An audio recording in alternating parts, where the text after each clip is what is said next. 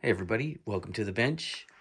Little talk on the Praying Mantis amp work that's coming up, and I thought I'd give a little talk about it, what's going on with it, what are some of the details, where it's at right now. If anybody cares to listen, watch the video. As you can see here, we got a pretty standard entry, 68K grid stop, 1 meg grid leak. I went with a 1 microfarad 1.5K resistor bypass, cathode bypass. So it comes in with a little bit of a oomph and a thump, I think, with the one microfarad bypass cap. And I am keeping it at 100K plate resistor, so I'm not really like trying to introduce a whole bunch of insanity. But this is giving it some strength. And then, you know, I narrow it down with a 002 right here, my first coupling cap. Keep it kind of thin before I hit my attenuation, where I figure I might put the bright cap switch in here, treble peaker bright cap. Usually people use this part right here as the switch.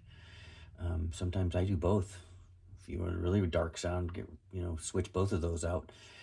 Then you can see center wiper of the gain pot comes out, loads V1B tube, still 100K plate load.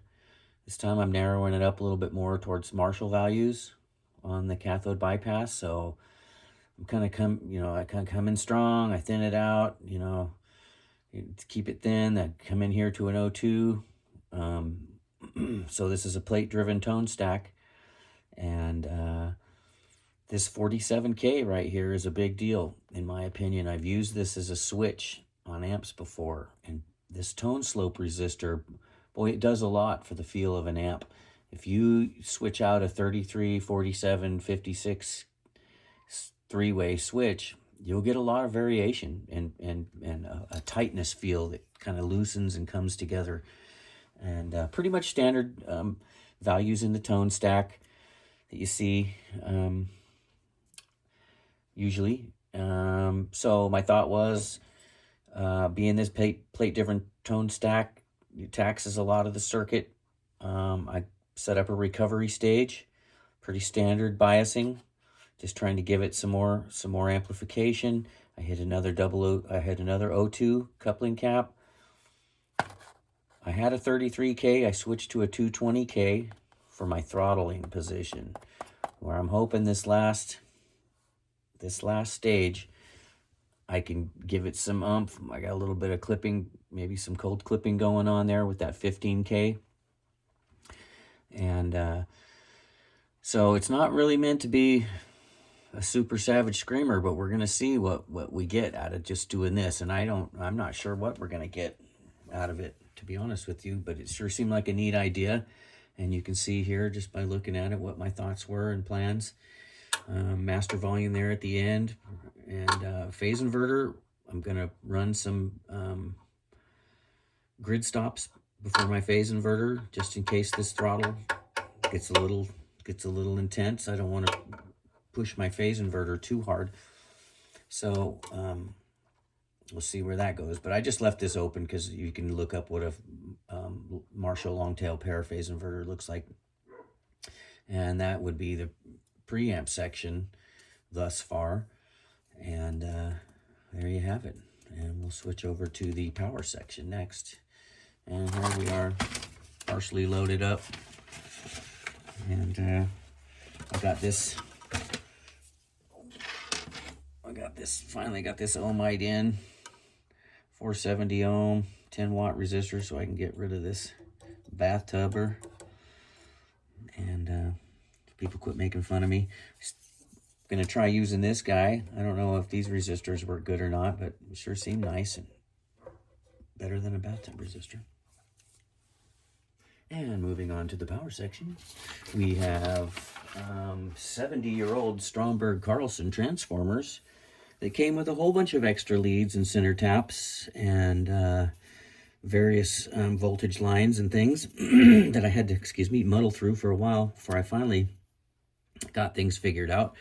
But these massive transformers, I was forced to go ahead and drop the voltage. So you'll see here, we come in, we have a switch. I'm using a thermistor on the hot side before the transformer, ground, neutral. As we come in, here's my little rectification Zener drop network.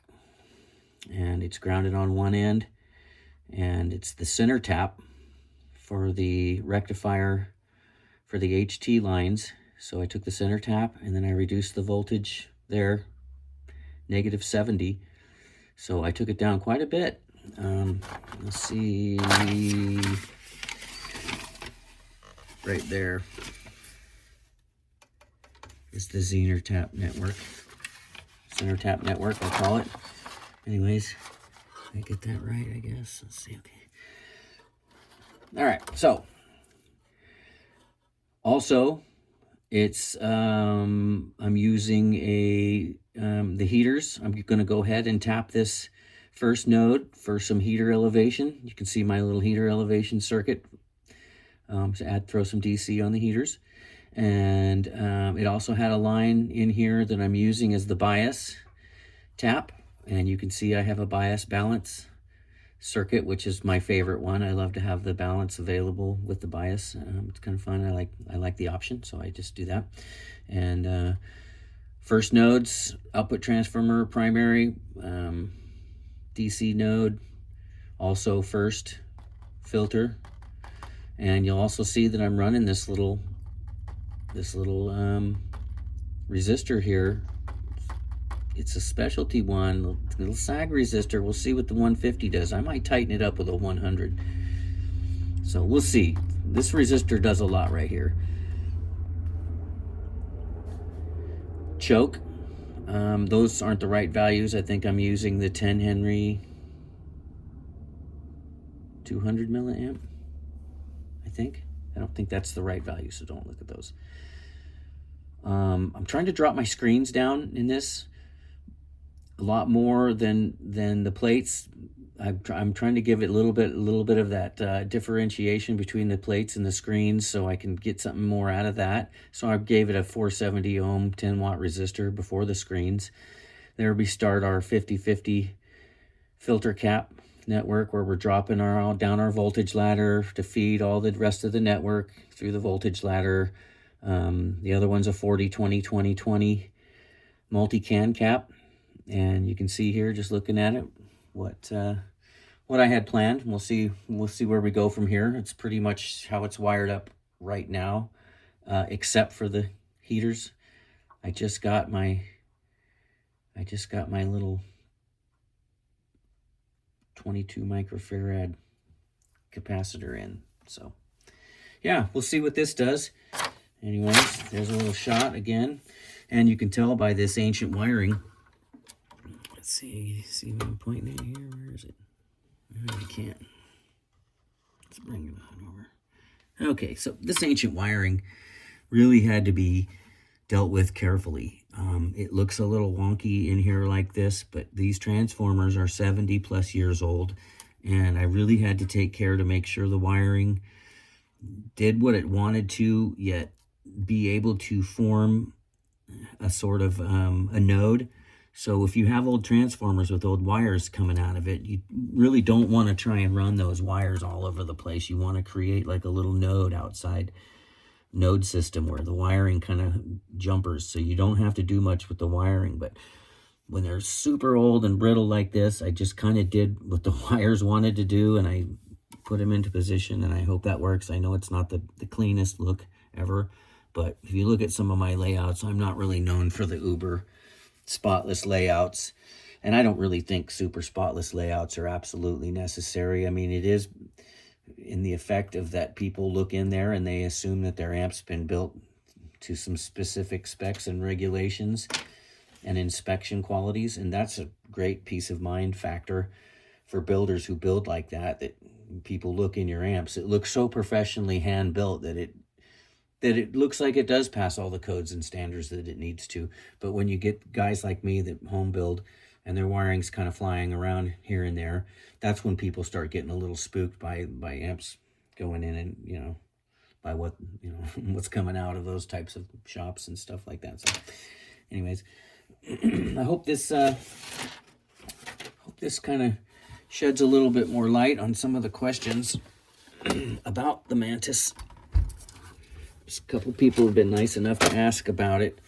I haven't said a whole lot. So this was the 5 Henry 200 milliamp choke. So there's a little shot from the back. It's coming along nicely. I'm digging this amp. I'm taking my time with it, and I've had to kind of back off and work on some other things recently. But it's going to be coming together, and I will be shooting some videos about it. And rock and roll, people.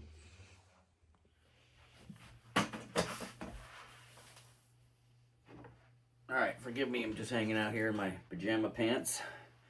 So, the Mantis amp. It says in the description that it's a design that I came up with, but I don't think there's too many designs for a modern amplifier that don't mimic other designs somehow, some way, in some form, somewhere in the past. I just chose not to do something that wasn't along the Soldano Marshall approach. It is to a certain degree, but I don't know. I just thought doing the plate-driven tone stack with a recovery and throttle stage afterwards was a neat idea, and I thought maybe I could bring this into fruition somehow. And so we'll see how it goes. And this is a very experimental amp for me. Definitely the highest wattage amp I've built so far. And you know, what makes it the Praying Mantis? I don't know, a little sticker. I had some other ideas for this thing in the beginning. I was going to call it like, I don't know, I was thinking like Modzilla or the Biohazard amp or something like that, Biomods, or I don't know, something with the green. I wanted to use this green color because we had some automotive paint, and I love this color. And so when I started with the green motif and the knobs, it just took on kind of like a flora and fauna kind of look to it. And so I thought, you know what, this is going to be the Praying Mantis. And so here we go. And it's got a couple switches on the front. Right now, just one of these jacks is working. The other one's just a dummy. This is going to be bright cap. This one's going to be that cold clipper stage. And it's plumbed in for some negative feedback, presence, and depth. But otherwise, it's just your standard gain, master, bass, mid, treble. And this was a YDNA case, a chassis that Andy had sold me, and he might recognize it as being the one where he said he cut too many holes in the top, and I just plugged them with some screws. I don't care, you don't see that stuff too much anyways. And so here it is, the Praying Mantis.